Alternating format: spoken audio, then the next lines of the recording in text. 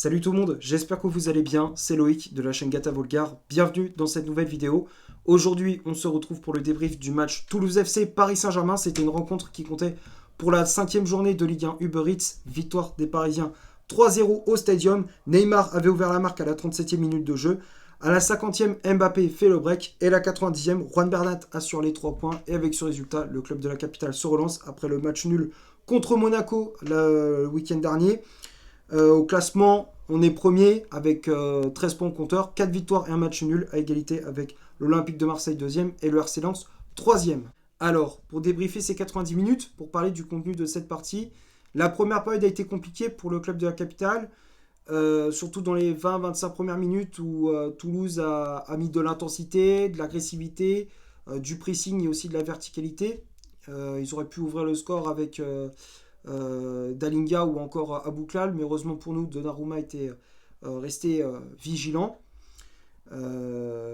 Et puis côté parisien, dans cette période, il n'y a pas eu beaucoup d'occasions, à part Mbappé ou encore Messi, mais heureusement pour le TFC, Maxime Dupé a fait des arrêts importants, et c'est pour moi le meilleur Toulousain sur la pelouse.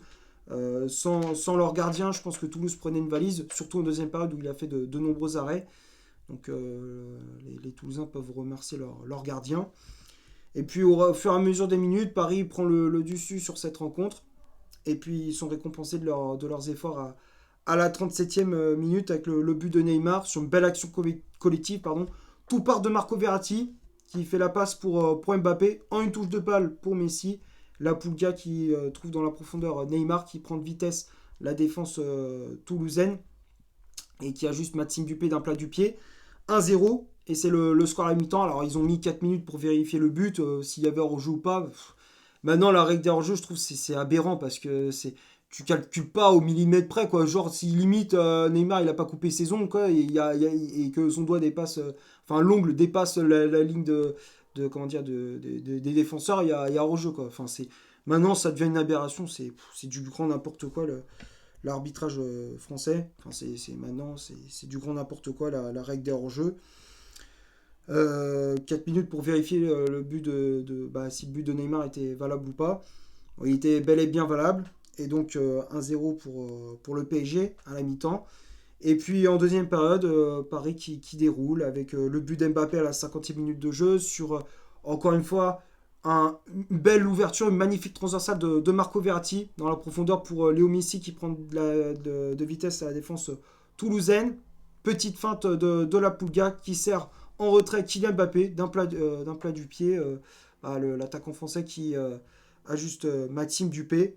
Et ce ballon qui passe entre les jambes du gardien toulousain. 2-0.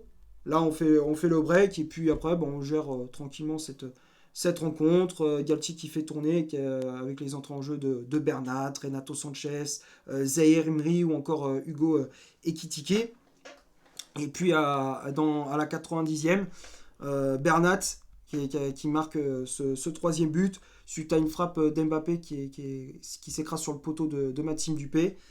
Et c'est repris par Bernat, l'Espagnol qui frappe de toutes ses forces. Il a mis une frappe puissante. Et ce ballon qui se loge sous la barre du gardien toulousain. 3-0, c'est le score final. Alors ça a été un bon match, mais ça a été compliqué. Mais après, il y a quand même de très bonnes choses. On va pas faire la fine bouche. Le principal, c'est les 3 points. Maintenant, on va passer à la composition d'équipe que Christophe Galtier a alignée pour ce match. Ça a été un 3-5-2 avec Donnarumma dans les buts. La défense à 3, Marquinhos, Sergio Ramos, Danilo Pereira. Le défenseur Riverde qui avait brassard capitaine. Verratti et Vitinha au milieu de terrain. Le milieu portugais qui faisait son retour dans le 11 de départ. Léo Messi en numéro 10. Mukiele, piston droit. Mendes, piston gauche. Et le duo d'attaque, c'était Neymar associé à Kylian Mbappé.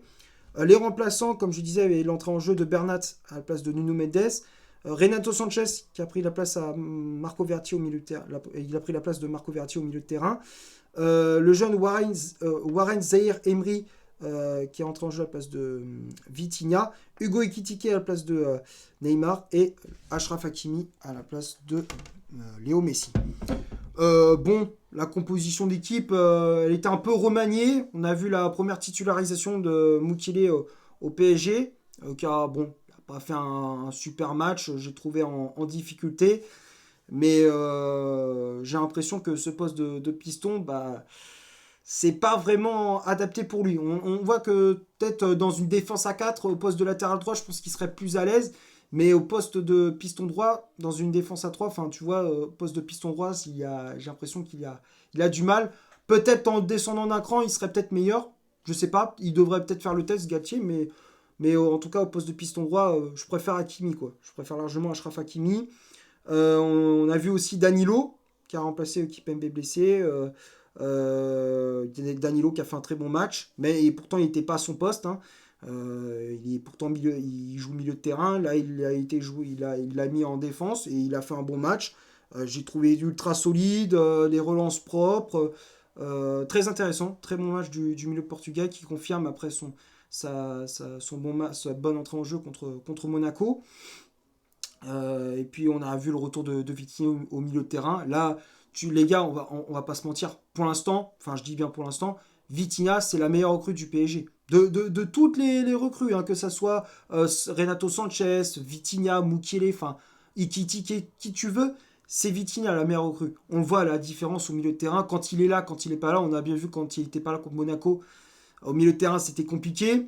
Et puis dès qu'il est revenu, bah là, au milieu de terrain, il a été, c'est le jour et la nuit. Quoi. Quand il est là et quand il est pas là, c'est le jour et la nuit. Et puis les remplaçants, bon, il a fait tourner son effectif, Christophe Galtier. On va parler maintenant des stats de cette rencontre. On va commencer par le TFC. 38% de possession de balle, 3 corners, 12 tirs au total, dont 7 tirs cadrés, un hors-jeu signalé. Et côté parisien, 62% de possession de balle, 9 corners, 19 tirs dont, au total, dont 13 tirs cadrés, hors jeu signalé. Donc quand on regarde les chiffres, la possession de balle était en faveur du PSG. C'était à la fin de la première période et quasiment dans une bonne partie de la deuxième période où ils avaient la possession du ballon, où ils faisaient tourner. Les occasions, il y en avait pas mal. On était assez tranchant dans la finition. Et puis côté toulousain, c'est vrai ils ont bien joué quand même, faut le reconnaître, ils ont bien joué malgré la défaite. Ils ont eu des occasions, mais bon, ils ont manqué de réalisme. C'est dommage, mais il faut reconnaître ils ont pas mis le bus, ils ont pas défendu à 11 derrière et puis dès qu'ils récupèrent le ballon, ils partaient en compte. Enfin, ils faisaient pas l'équipe, qui est généralement parce que c'est une équipe promue, ils font pas genre les équipes promues qui défendent à 11 derrière pour justement espérer un match nul 0-0 quoi. Enfin, tu vois ce que je veux dire. Toulouse, ça n'a pas été ça. Ça n'a pas été ce genre de choses. Donc ils n'ont pas fait ce genre de choses. Donc c'est cool quoi de voir ça. Et puis les tops et les flops. On va parler de ça maintenant. On va commencer par Donnarumma. Il n'a pas fait un mauvais match. Il n'a pas fait un mauvais match. Il a fait de nombreux arrêts. Il a eu un clean sheet aussi. C'est bien, mais on sait très bien que son jeu au pied, depuis la boulette contre le Real Madrid, c'est pas possible. On voit qu'il son jeu au pied, il est pas à l'aise du tout. Pas à l'aise du tout. Les relances, elles sont pas bonnes. Manque de sérénité. Ah non, Donnarumma, moi je trouve que Galtier, il faut qu'il là maintenant que Navas il reste au PSG. Il y a un moment donné, il était annoncé à Naples, mais finalement le transfert est tombé à l'eau. Donc du coup, Navas reste au PSG cette saison. J'espère que Galtier va remettre Navas, quoi, justement. J'espère qu'il va redonner du temps de jeu à Navas pour prouver que que c'est lui le numéro un. Pour moi, je préfère largement qu'il ait en Navas. J'ai déjà dit plusieurs fois dans mes vidéos, je le répète encore une fois, Navas, numéro un. Y a pas de débat, on le voit bien. Navas et Donnarumma, c'est le jour et la nuit. Navas, si tu le mets numéro un, il change complètement, il chamboule l'équipe, bien évidemment. Il change l'équipe, quoi. L'état d'esprit, tout ça. Et on voit bien la différence entre le gardien costaricien et le gardien de la squadra Azzurra. Donc Donnarumma, je mets dans les tops, mais c'est pas non plus un incroyable top. Tu mets dans les tops, mais sans plus, quoi. Après la défense, Ramos, Marquinhos, Danilo. Le seul que je mettrais dans les flops, c'est Marquinhos, où j'ai trouvé un peu laxiste. Il manquait d'agressivité, il était un peu passif sur les actions toulousaines, surtout dans le temps fort de Toulouse en première période. Manquait d'agressivité, pas assez comment dire, dur sur l'homme. J'espère qu'il va se reprendre parce que là, ça fait quelques matchs que Marquinhos, c'est moyen, c'est très très moyen. Donc le défenseur Riverde, je mets dans les flops. Marquinhos dans les flops. Ramos et Danilo, je les mets dans les tops. Ramos qui a été impeccable, qui a fait un bon match, même si à un moment donné, il y a eu une petite mésentente entre lui et Donnarumma. À un moment donné, tu sais, Ramos voulait faire une passe à Donnarumma, elle était trop courte. Ça a été récupéré par un attaquant toulousain, sans conséquence, heureusement. Mais sinon, à part ça, Ramos qui a fait un match impeccable, propre, l'agressivité, bonne relance, rien à dire. Danilo, bon match aussi, comme j'avais dit. Il était physiquement était là, les relances propres, tout. Rien à dire pour le joueur portugais. Le milieu de terrain, Vitinha, Verratti, les deux, ils m'ont régalé. Vitinha, comme je disais, quand il est là et pas là, c'est le jour et la nuit aussi. Vitinha qui a récupéré, qui se projette vers l'avant. Jamais de gestes de trop, c'est toujours juste, c'est toujours propre. Vitinha, rien à dire. Verratti aussi, d'auteur quasiment à l'origine des deux buts de Parisiens, celui de Neymar et celui d'Mbappé. C'est lui qui est à l'origine des deux buts.